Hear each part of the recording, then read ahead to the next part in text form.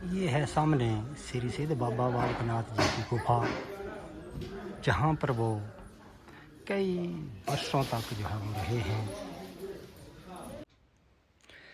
दोस्तों, आज हम बाबा बालकनाथ जी की पावन धरती द्योटसिद्ध में पहुँच चुके हैं।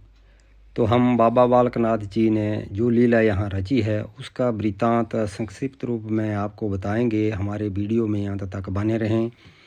ये बाबा जी की गुफा की ओर जाने वाले रास्ते के आरंभ में ही एक गेट बना हुआ है और यहाँ पर ये बाज़ार भी है और ये सीढ़ियाँ जो हैं वो आगे गुफा की ओर जा रही हैं तथा दोनों तरफ आरंभ में जो है वो बाज़ार है। यहाँ पर मनियारी आदि और जो भी बाबा को भेंट स्वरूप खील पतासे और रोट आदि जो चढ़ते हैं वो भी यहाँ पर जो है वो इस बाज़ार में उपलब्ध है। तो यहाँ पर ये बाबा जी का जो भी यहाँ पर पिंडियाँ आदि हैं, मूर्तियाँ और अन्य पीतल का पूजा सामग्री के रूप में जो प्रयोग किया जाता है वो हैं। तो ये जो है वो गुफा के लिए रास्ता तथा ये बाबा जी का यहाँ पर ये मंदिर बना हुआ पार ये गुफा है। यहाँ सामने जहाँ ये बट वृक्ष का जो ये पेड़ जो है इसके सामने, और यहाँ पर ये जो हवन कुंड है जहाँ ये श्रद्धालु लोग जो हवन कर रहे हैं, और ये राक्षस को जो है वो ये बकरा जो है वो भेंट स्वरूप चढ़ाया जाता है। और यहाँ पर जो है वो ये बाबा बालकनाथ जी की यहाँ पर ये गुफा है इस पहाड़ के बीच में ये। तो मैं आपको थोड़ा सा संक्षिप्त परिचय जो है वो बाबा जी के मैं बारे में जो अब दे रहा हूँ।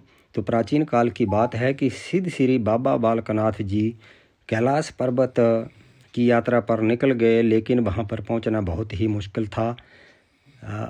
उसने एक बूढ़ी माता धर्मों से वहाँ पर पहुँचने का उपाय पूछा। तो उसने माता पार्वती की कृपा से जो आधी रात को मानसरोवर झील में नहाने के लिए निश्चित समय पर आती थी, शिव भगवान के दर्शन करने की विधि बताई।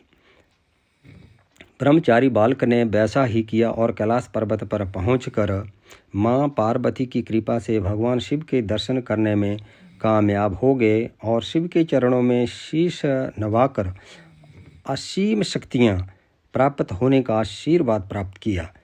इसके अतिरिक्त अमर होने का भी वरदान प्राप्त हुआ।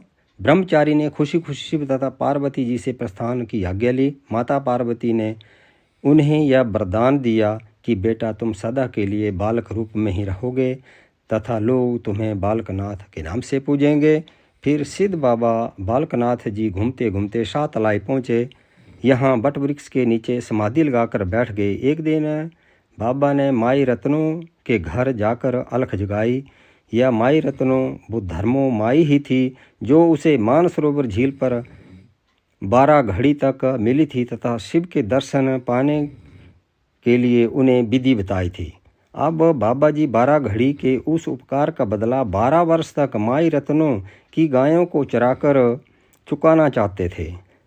माता रत्नों से उनकी गायों को चराने की आज्ञा मांगी, परंतु माता रत्नों ने बालक को अपने माता पिता के पास जाने की बात समझाई, परंतु वे नहीं माने।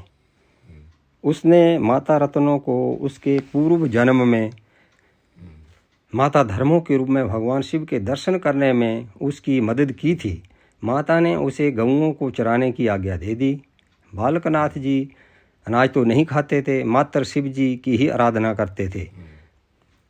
उस दिन दोपहर को माता रत्नों रोटी और लस्सी लेकर बट वृक्ष के पास आई। उसने पाया कि बालकनाथ जी समाधि में लीन थे तथा गऊएं चर रही थी। बाबा बालकनाथ जी ने गरुने की झाड़ी के नीचे तपस्या में लीन थे। यह जगह करना झाड़ी के नाम से आज भी प्रसिद्ध है। माता रत्नों ने रोटियां खाने के लिए जो है उसे कहा, लेकिन उन्होंने उसे उन रोटियों को वृक्ष के नीचे रखने के लिए कहा। उसने ये रोटियां तथा लस्सी उसके कटोरे तथा कमंडल आदि में जो है वो डाल दी।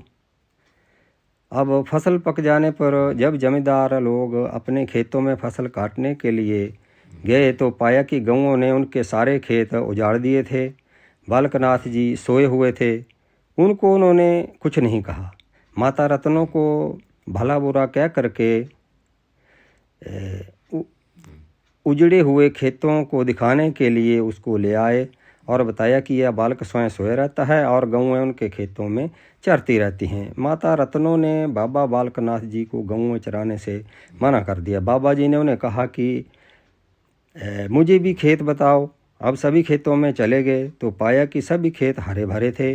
अब सब लोग जिम्मेदार बाबा की अद्भुत चमत्कारिक शक्ति को देखकर उनके चरणों में गिर पड़े और माफ़ी मांगने लगे। बाबा जी माई रत्नों की रोटी और लस्सी के ताने सुनकर उसको बट वृक्ष के पास ले गए और अपना चिमटा जमीन में मारकर 12 वर्ष की रोटियां दिखा दी। माता रत्नों ने अब बाबा बालकनाथ जी से जो है वो क्षमा मांगी। अब बाबा जी ने उसका भोजन खाने तथा उसके घर जाने से इनकार कर दिया, परंतु उसे कहा कि वह उसकी गऊएं अब जो है वो चराता रहेगा, परंतु वह उसे खाना आदि ना लाए। बाबा अपनी भक्ति में लीन रहते थे। उन पर बरसात में पानी की कोई बूंद नहीं पड़ती थी तथा भीषण गर्मी में भी बादल जो थे वो उन्हें धूप जो है वो से उसकी रक्षा करते थे। एक दिन बाबा जी ने भाई रत्नों से कहा कि मैं अब दूर जंगलों में जा रहा हूँ, अब मुझे अपनी गऊओं को संभालना, अब मैं आपकी गऊओं की संभाल नहीं कर सकता हूँ। माता रोने लगी तथा उसे ना जाने की बात जो है वो समझाती है, परंतु वे नहीं माने। गुरु गोरखनाथ जी के शिष्यों ने बाबा जी को पकड़ने की कोशिश की, लेकिन वो किलकारी मारकर उड़ गए और धौलगिरी पहाड़ पर एक गुफा में पहुंच गए, जहां पर पहले ही एक राक्षस सदियों से रहा करता था। यह उस राक्षस का घर था। बाबा ने उसे थप्पड़ मारा और वह उसके चरणों में गिर गया। ज्यों ही बाबा के चरणों से वह स्पर्श हुआ, उस राक्षस को अपने पूर्व जन्म की याद आ गई। अब उस राक्षस का जो है वो उद्धार हो गया और बहुत खुश हुआ तथा बाबा के चरणों को पकड़ लिया। राक्षस ने बाबा की दास्ता स्वीकार कर ली।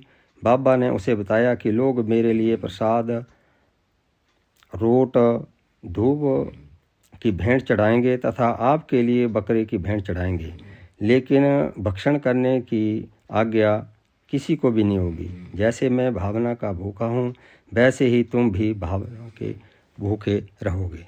तो दोस्तों, यदि मेरा ये ब्लॉग पसंद आए तो इसको लाइक शेयर करें तथा मेरे चैनल को सब्सक्राइब ज़रूर करें। धन्यवाद।